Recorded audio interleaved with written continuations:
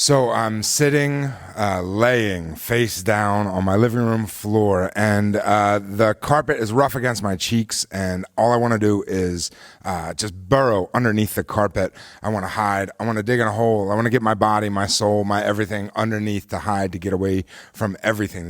There's bees in my head. It's anxiety. My heart is beating. I'm crying, and it just feels terrible. The weight of the entire world is just, it feels like it's on top of my shoulders, on top of my body, pressing me into this carpet. I am trying to write a new show. I had been working for 20 years hustling as an artist, and what I've been working on lately has been what I've been calling autobiographical first-person narrative, which is just a fancy way of saying telling a story. And anytime you have a fancy way of doing something, it gets all messed up. So my wife, Sarah, is brushing my hair, and she's reading my tarot cards, and she's like holding me like the Pieta, and I'm just trying to get through this moment. I thought I was writing a comedy about myself. Turns out it was a psychological horror story, and it didn't feel good.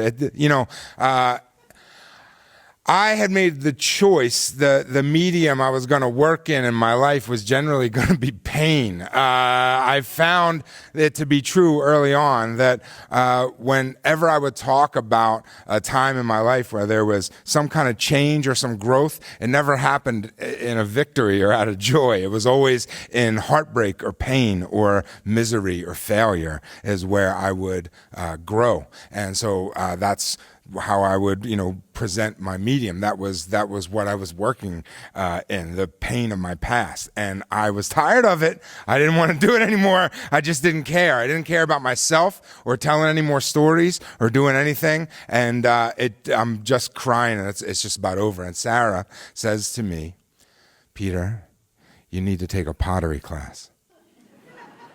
And I'm 40 years old. I had never taken a pottery class. I had played with Play-Doh when I was a kid, probably. I went to Catholic school. We didn't have the money for pottery classes. It was just, it was like, okay, babe. I just kind of dismissed it. Thank you so much. But, how's that going to help anything? And then I spend the rest of the night trying to go to bed to end that day to get to the next one, which is the way it goes when you feel that way. And at the end of the next day, Sarah says to me, "Have you registered for a pottery class yet?" And I said, "No, I haven't." She says, "I'm going to take a shower, and by the time I get out of the shower, I want you registered for a pottery class." So I knew she means business. So she gets in the shower, and I get on the computer, and I start to look for a pottery studio near where we live in Queens. And I'm looking around to find this place called Brick House in Long Island City. I'm like, I like the Commodores. So I register for a private lesson. And she comes out, and she says, "Did you register?" I said, "Yes, I did. I have a lesson in 5 days." I said, "Why? Can I ask you why a pottery class?" She just looked at me. She said, "I think it would be gentle, and I think it might feel like a hug." So 5 days later, I'm in Long Island City, and I walk into this ceramic studio, a place I'd never been in my life, and I don't understand what is going on. Walls are packed with shelves and things. There are tennis balls next to WD-40, next to cornstarch, next to yardsticks, next to bundles of sticks, random buttons, all kinds of weird, just strange things. The floor feels like it had been wet and dried and wet and dried and wet and dried, to the point that now it feels like stale waffles underneath of my feet. I'm looking around and feeling the clay dust. I can feel it gritting in my teeth. I can smell the earth in the air. I look around, and everyone in the place is working with these balls of this brown clay. This woman comes up to me, and she's wearing mismatched 6 shades of pink somehow, and 2 different colored socks and sandals. It's October. She looks like she's been happily cutting her own hair for the last 50 years. She says to me, "Are you here for Peter?" I say, "I am Peter." And this confuses her. And she says, "My name is Liberty Valance." I said, "What?" And now I'm confused. And then this guy who looks, if the Queensboro Bridge had a troll, it would be this guy. And he's got a red beard, and he's chuckling in the corner. And I'm looking around like, oh, this is where the weirdos are. Okay. So then Peter comes out.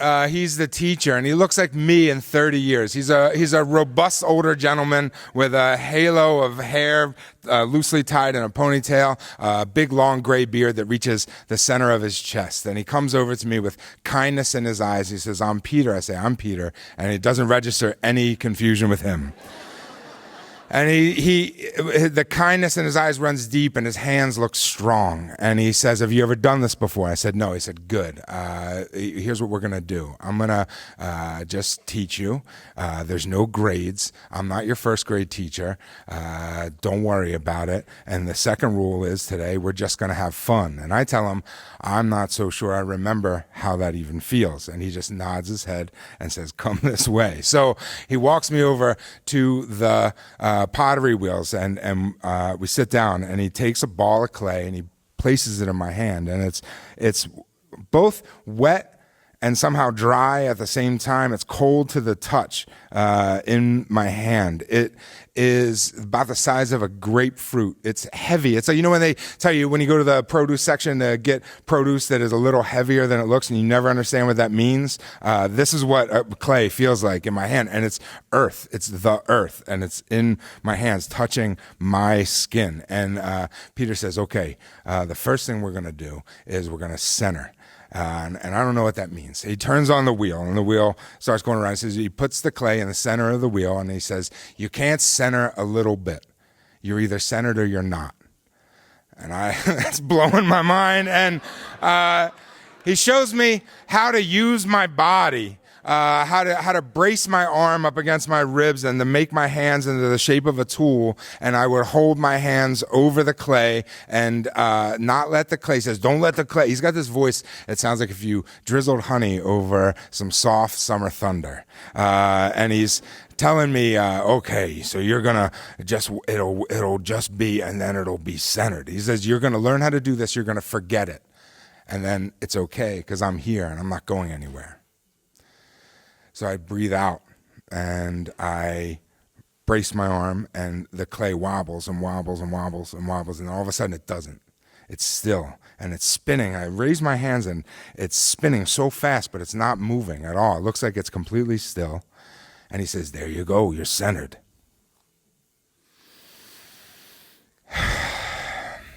And then he tells me, "Okay, you're going to wet your hands, and then you're going to drop your first hole." And you take your fingers and you put it in the center of the dome of clay, and you drop your hole and you open the clay. And it opens so quickly. I take to it like a duck to water. It feels so satisfying, like when you're cutting wrapping paper and the scissors just slide up the wrapping paper. It feels like that. And he tells me that, okay, now he shows me how to lift, and he shows me what to do. And all of a sudden, this lump of clay went from being nothing to a cup that turns into a bowl, that turns into an object that exists in the whole world. And all of the art I've been making has been ephemeral, just performance, and it disappears. And this is now a thing that actually exists. And he cuts it off, and he puts it to the side, and he puts another ball of clay, and I center it again. And he tells me that all I got to do now is just make sure that I breathe. He said, "That's the most important thing." He says, "You're going to touch the clay gently. You're going to take your hands off the clay gently. And in between every move, you're going to breathe." And then that piece starts to wobble a little bit, and all I have to do is cut it off and get another piece of clay. I can just start over. There's no stakes. It just feels good. As Peter is telling me, and we go through about four different balls of clay, he tells me all these things again, these steps over and over, because I learn them and I forget them, but he's there. But what I hear is the subtext of what he's actually saying to me, which is, you take a breath, you make a move, and the shape changes. The hour goes by like that. And I stand up and I tell him, I say, "Peter, thank you so much. I've been depleted. I needed that so bad. My battery has been empty, and I just have not been feeling good." And he gives me a hug, because me in 30 years is a good hugger. And then as he hugs me, tells me he's proud of me. So I start to cry. And me in 30 years, great crier too, and we're just holding each other and crying, and the bridge troll and the pink lady are just like laughing. Everybody's having a wonderful time, and I leave the studio, I wave goodbye to the island of broken toys, and I go home, and I get back to my apartment, and I sit on the couch, and Sarah says, "How was it?" And she tells me later that in this very small voice from my very big body, I just gently say, "I loved it. I can't believe somebody lets me do this."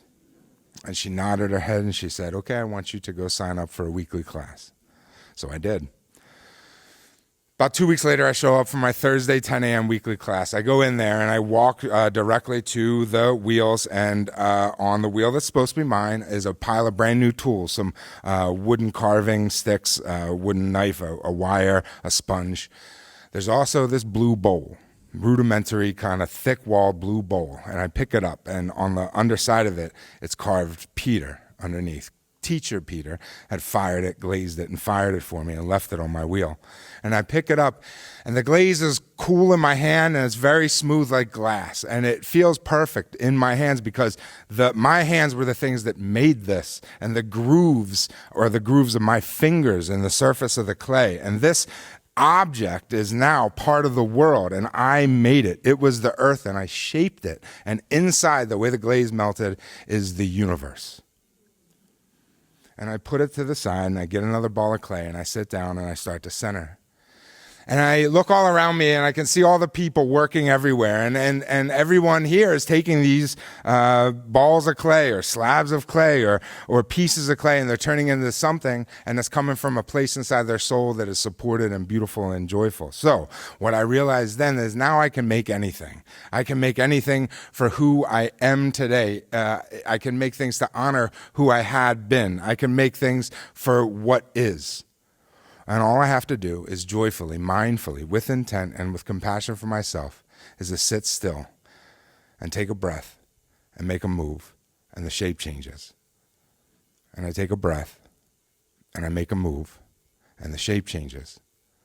And I take a breath and I make a move, and the shape changes. Thank you.